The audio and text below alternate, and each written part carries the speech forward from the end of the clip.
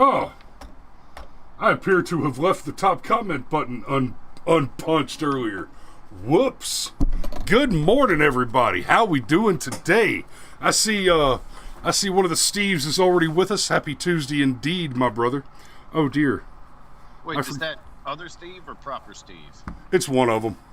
I appear to have forgotten to refill my coffee cup before we get started. Damn. Whoops. Well, it's been one of those mornings. I was coming down the stairs earlier and broke a damn step, spilled enough coffee to piss me off. Ugh. What are we talking about today? We are talking about Project Veritas.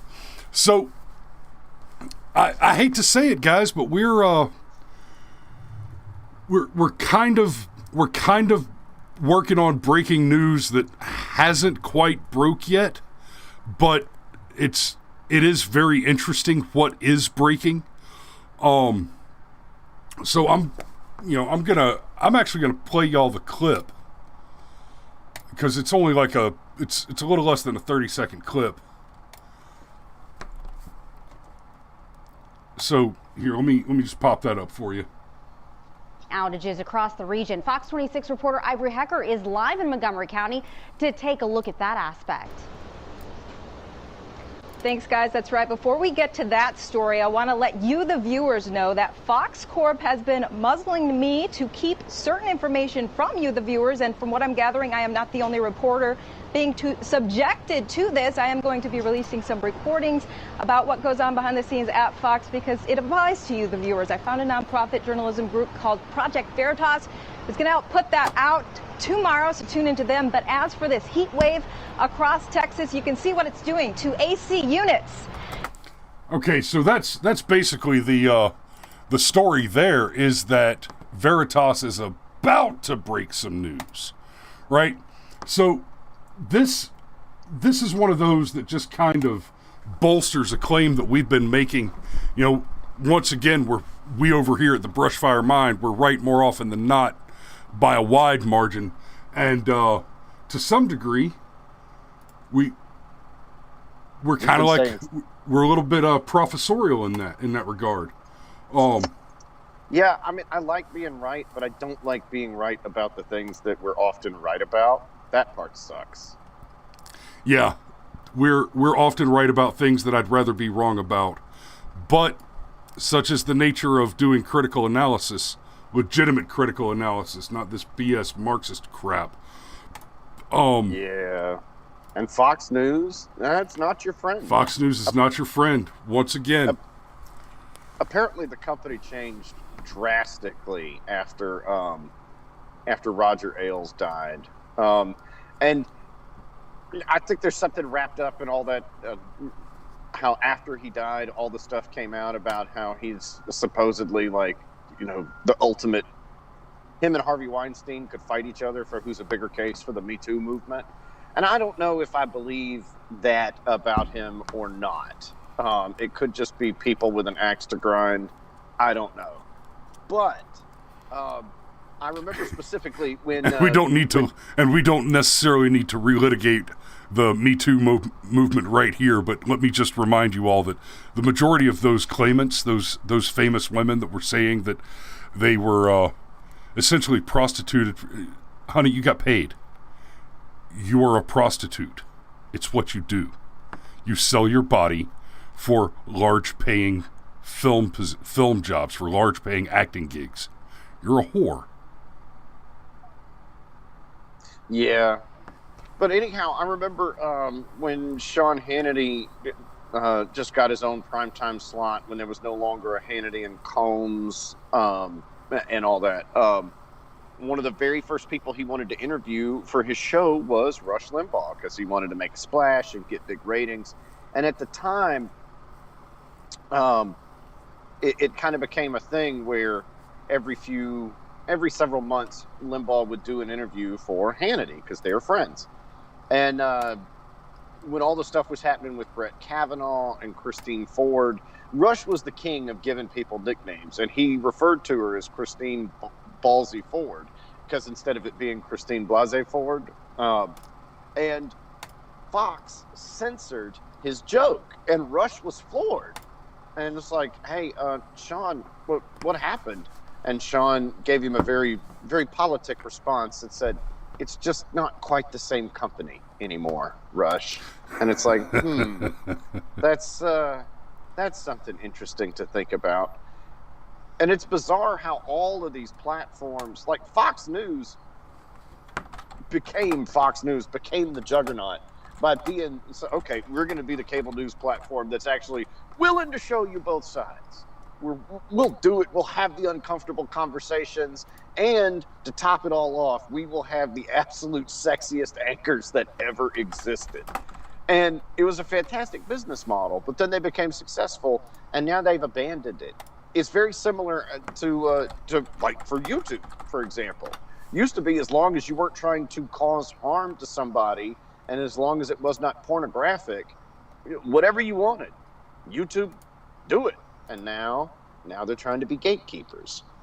And so God bless Veritas, really. They've already pissed all in CNN's Cheerios. I hope they just keep right on down the line. And then Fox News. I'd love it if they went after Disney. That would just be the bee's knees right there. God, yes. You talk, and okay, so for anybody who doesn't know, let's talk for just a second about what Project Veritas is.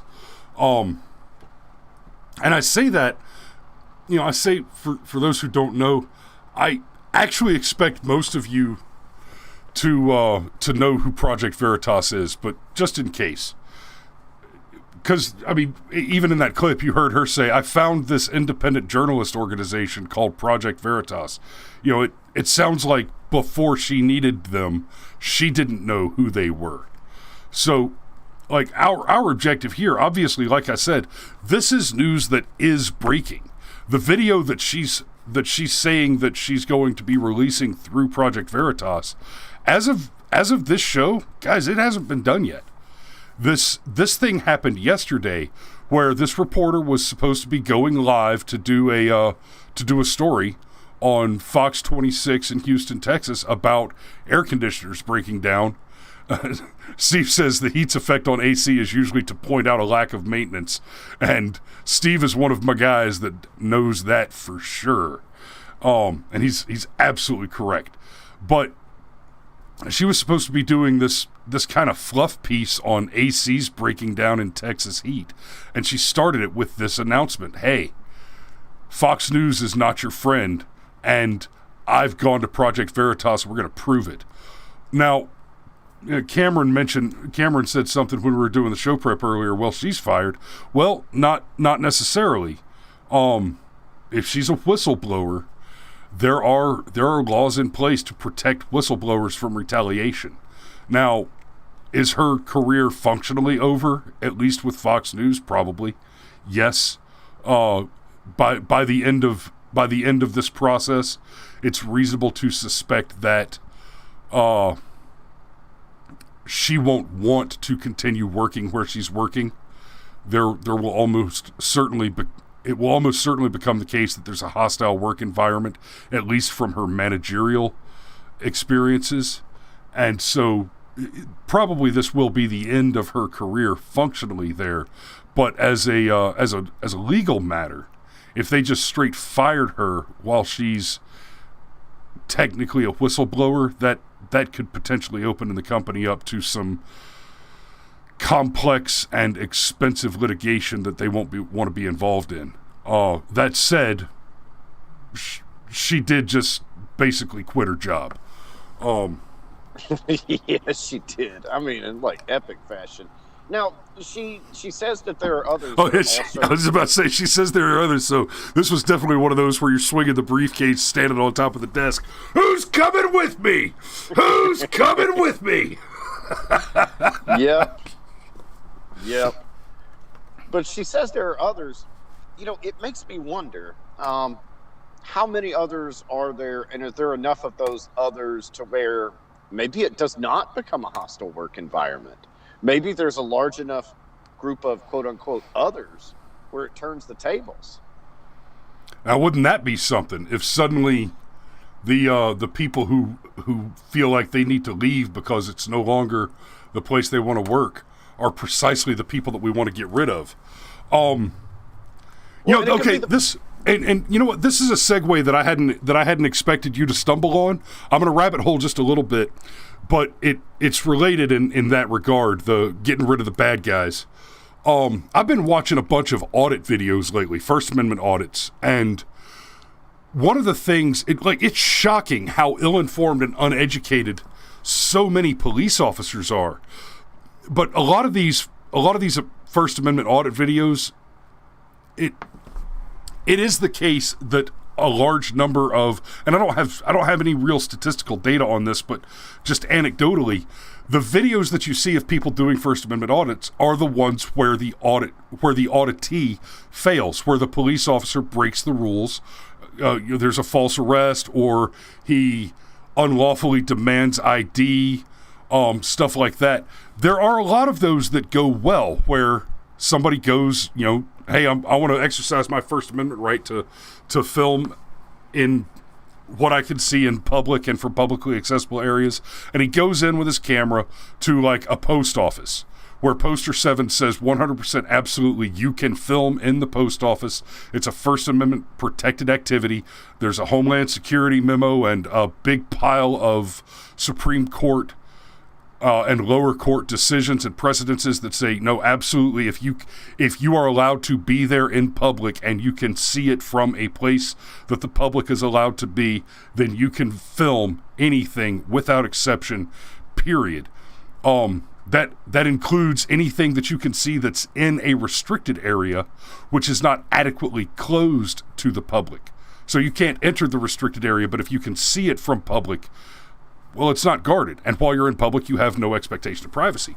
Well, these auditors run into these bad cops, and many of them, like Amagansett Press is a good one. Whenever he runs into good cops, he shows those videos where he has good encounters, right? But like I said a second ago, most of the videos you see that are auditors, they're showing you the bad encounters because that's what's interesting. There's drama, there's conflict, that gets views and clicks. The Amagansett Press guy, he'll show you the videos that are just completely boring. He walks into a post office, he walks around, nothing goes wrong, and then or even the postmaster gets it wrong and calls the police on him, which he shouldn't do. The police show up, the police straighten out the postmaster, everything ends relatively amicably, and then this guy, his name's Gutterman, Jason Gutterman, he'll take the cops that get it right, he'll take them aside, and he'll even cut this section of the video out and publish it separately. He'll take the good cop aside and he'll say, listen, brother, you're a great cop, you've done the right thing, and I appreciate the hell out of you upholding your oath to protect and defend the Constitution. That's awesome.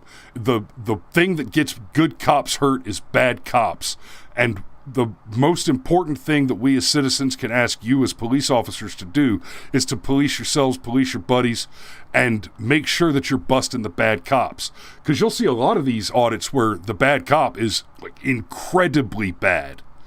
Like the things that he does in this when he fails the audit are things where this isn't just he needs to get an education and learn what the rights are that are guaranteed by the Constitution, what his oath entails. Some of these audits, several of these audits that I've seen, this cop needs to be fired and incarcerated because he's a danger to public safety. There are a lot of those out there. And that's something that I can't stress enough. If you're in an organization where there are bad people in the organization, it's worth it to do a few things. You need to evaluate the situation, look around yourself, and ask yourself, are the good people in this organization outnumbered by the bad people? And if that's the case, if the corruption is so deep that it cannot be changed from the inside, then you need to leave, and you need to blow the whistle. You need to sound the alarm as you leave, right? If it is the case that you've got a handful of bad guys, they need to be eradicated. You need to bring their bad conduct to the appropriate attention, to the attention of the appropriate management or authorities. If that means filing lawsuits, if that means whistleblowing, because remember, the places right now where we are experiencing extraordinary corruption, because we are experiencing right now in this country extraordinary corruption.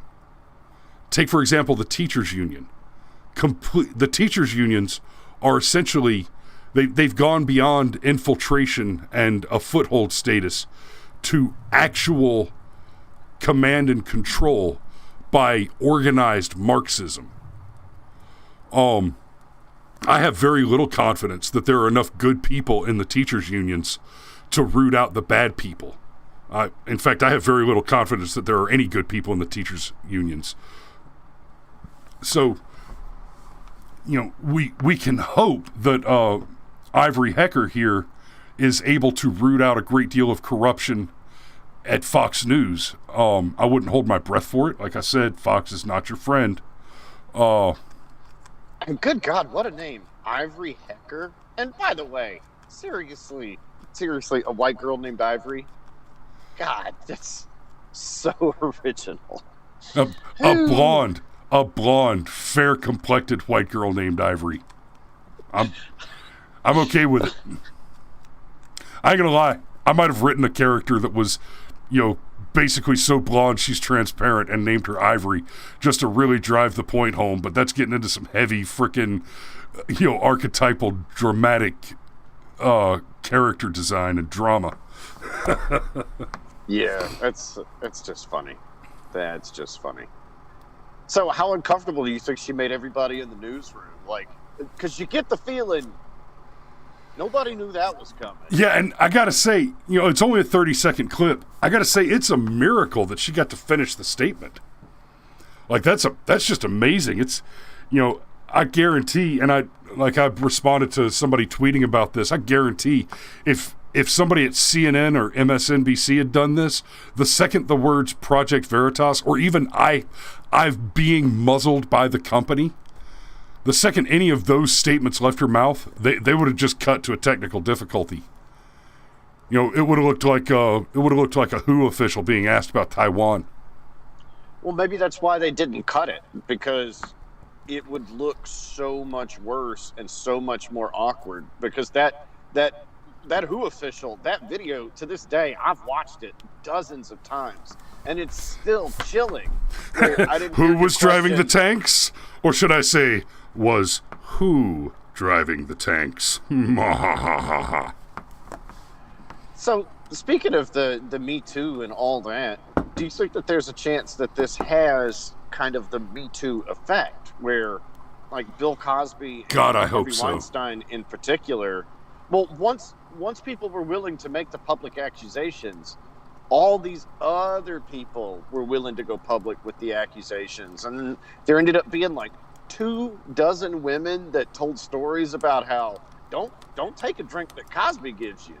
Don't do that. And then God knows how many people told stories about Harvey Weinstein and how, like, Harvey Weinstein's wife would design the clothes for the girls, and just like, I mean, bizarre shit.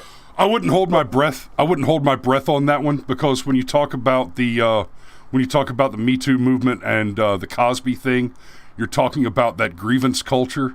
Because, like I said, with the whole Weinstein thing, I don't think any of the women that complained about Weinstein had legitimate complaints.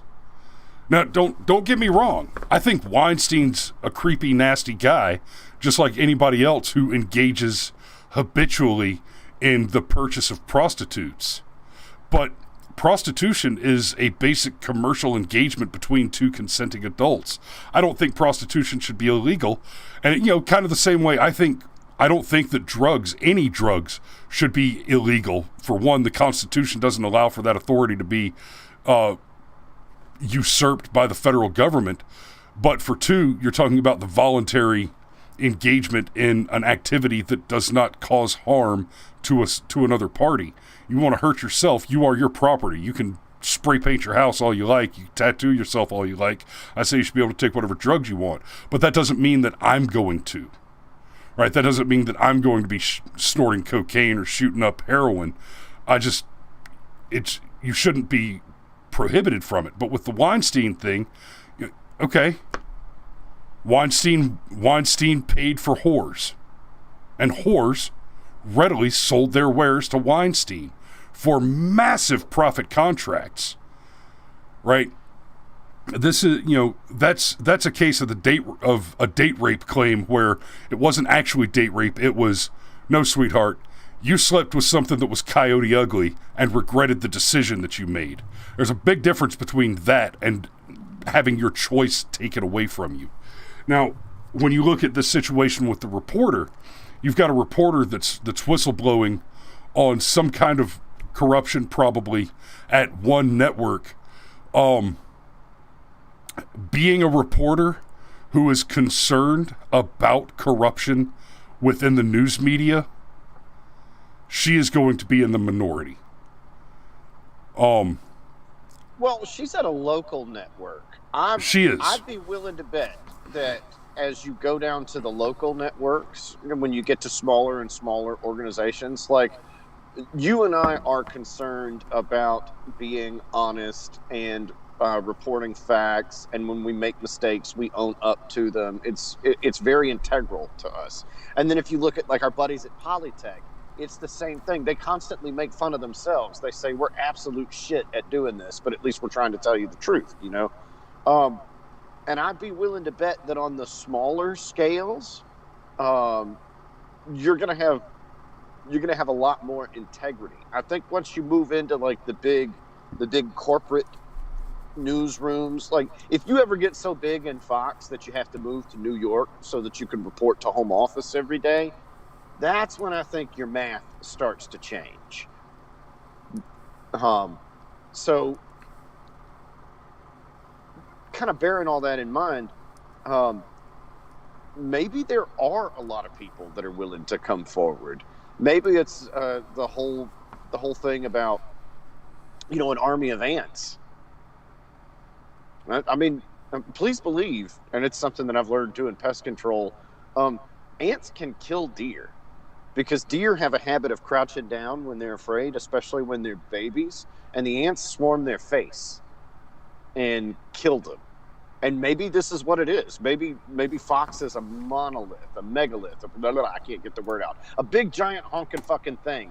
And it's going to get swarmed by ants.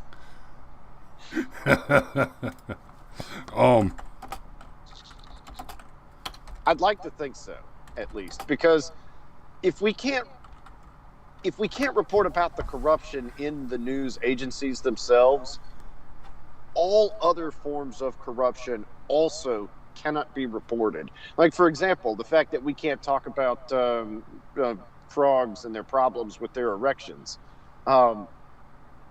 There's a lot of potential corruption there.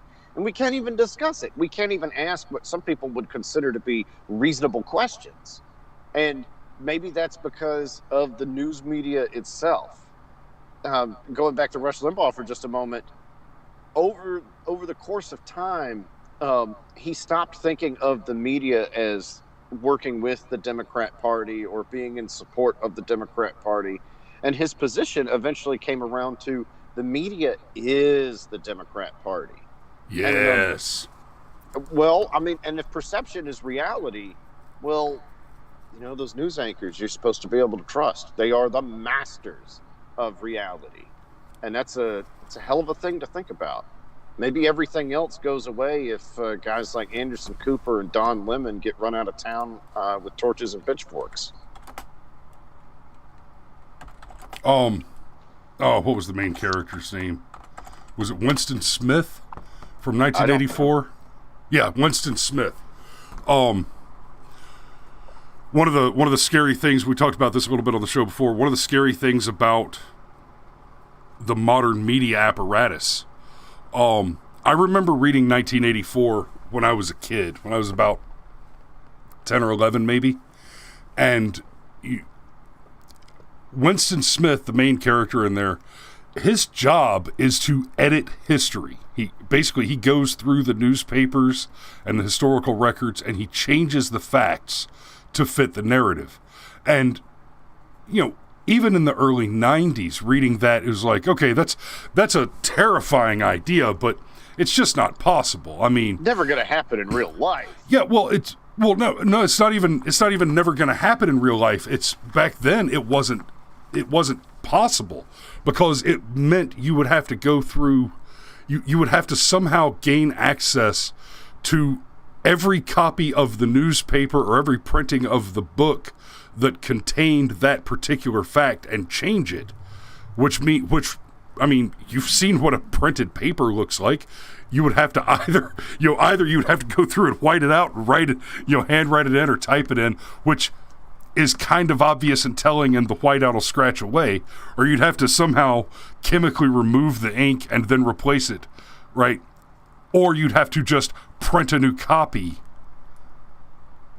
of every newspaper that was out there. Well, today, all you have to do is go and change one line of code. All you have to do is go and stealth edit, and that's something that happens. So you've got corrections where somebody prints an article, prints a story, they get it wrong, and then they come out and they say, hey, we got this one wrong. Here's what the truth is, or here's what we've learned that changes what the meaning of some of the original evidence pieces were. And even that's a problem because you get the Trump lied on page 1 of every major article, every major newspaper, and then it turns out no, he didn't. You're wrong, and they print a retraction, but the retraction is in small print on the 4th page or something, so nobody ever sees it unless you go looking for retractions on those stories. But then you've got the edit. Then you've got the just edit where they go in and they change it, and then there's an editor's note at the bottom that says, okay, we have since learned that this and this was not true, and we've corrected the article to reflect that. But the stealth edits are absolutely a thing. You can go back now and look at articles that showed was it Paul Ryan? No, Tom Cotton. Tom Cotton was talking about the Wuhan lab leak early last year, and all these articles ran with Tom Cotton espouses or repeats dangerous debunked conspiracy lunacy. They used the most extreme language to describe what he said as being absolutely categorically provenly false. And less than a year later, or right at a year later, we've come around to the point that not only is that no longer seriously in question as a possibility. Like it's not just that we're now discussing the possibility. You've got oh God, what's his name? Jon Stewart going on with the other guy from the Daily Show just the other night. Noah? No, The not funny one. No. The guy that used to pretend to be a conservative to gaslight people. Oh, Colbert. Colbert. So you've got Jon Stewart going on with Colbert, and they're cracking jokes now about the Wuhan lab leak, right? They're cracking jokes about what is essentially, the way they're discussing it, what is essentially a foregone conclusion. Like, there's nobody seriously reporting that it's possible that the Wuhan lab leak theory is not just immutable fact. Basically, it's accepted now that, no, what happened is the virus came from the lab. The only thing that we're not sure about is whether it was by accident or on purpose. Right. Well, there's so many things that the news media lies about, and now that everything's filtered through the internet, like the whole thing with Lafayette Park, it turned out that Trump did not order a whole bunch of peaceful protesters gassed for a photo op, that it was actually the cops themselves that decided to use tear gas because they were starting to get rowdy.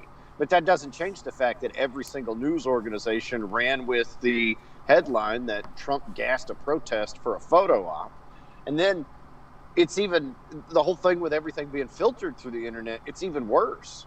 Like, you just say, for example, you just say COVID-19, and then boom, there's going to be a fact check on the bottom of your Facebook post and a fact check on the bottom of your YouTube post just for saying it. You don't even have to make a claim about COVID-19. You just have to say it, and it's there. So not only is it the stealth edit, and not only is it the lie on page 1 and the correction on page 7, but they've even found a way to preemptively edit things, and that is even a step beyond what was possible in 1984. It just proof that sometimes reality is, God, stranger than fiction. Clockwork Elves. God, no, please, no. Oh man, I feel like I owe Alex Jones such an apology. I ain't gonna lie, man. If Alex Jones was to knock on my door with a bucket of ayahuasca, I might just say, you know what? Let's ride this pony. We're doing this. Doing this. But brother, that is me. My lunch break is over. All right. Well, we'll be back tomorrow at 07:30 like we are every day, unless I oversleep, which, yeah, that happens. And we will see y'all then. I'll be safe out there, and make sure you keep them eyeballs peeled for when Veritas actually does drop this this new video. I'm looking forward to it. Y'all take care. Be safe.